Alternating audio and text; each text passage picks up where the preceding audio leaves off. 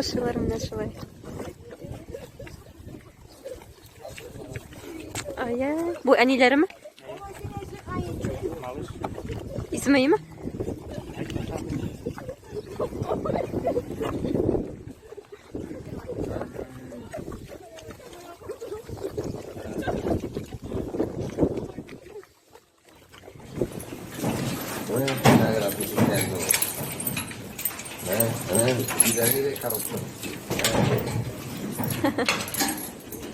Gradasılar.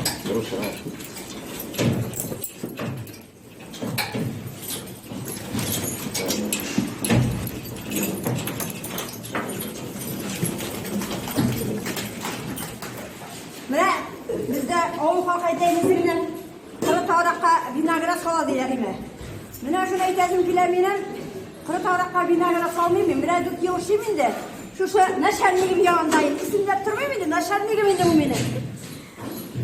İftemden salan 2 şilek, kişiden salan 2 şilek, ardıktan salan 2 şilek. O yazgan kişi telefonga, tavrakka, boş tavrakka oşa tatayan kişi. Benim onga kesin de, men ona kusetirme, nişik eşitki salganın, nişik bir şey salganın. O uzi siyir koraman kişidir, yazgan kişi. Uzine siyiri siyir tıranan, şuna türü yazadır o. Mene yazırım, oşalı vinagrat. Benim kocam bir de, uzi oşamasa oşamayayım, o bağımdan oşatayım de.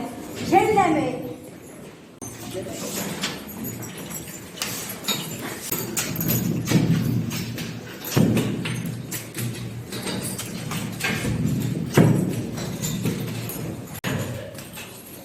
Kovuğun aşağıda var sıyırlar var.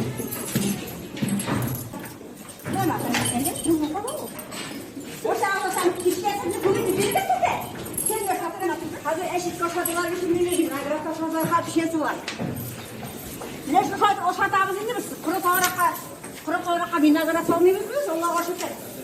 Benim naşanlığım şeylerim. Bir de evet naşanlığım. Uzun aşağı değil mi? Bayağı kızım indi, kucak salakım indi. Oşağım hatırlarım, oşağım. Ne ipi aşılar? Aşılar, bütün mesela aşılarımı hatırlarım. Ama buralarda yasaması biraz kişi bilir. İleri bereketli. Bit. Var mı ateş isti bu? İyi, aşılara. Ben mi hadi bir kisek birikse? Hadi gel. Yumuşağım benim.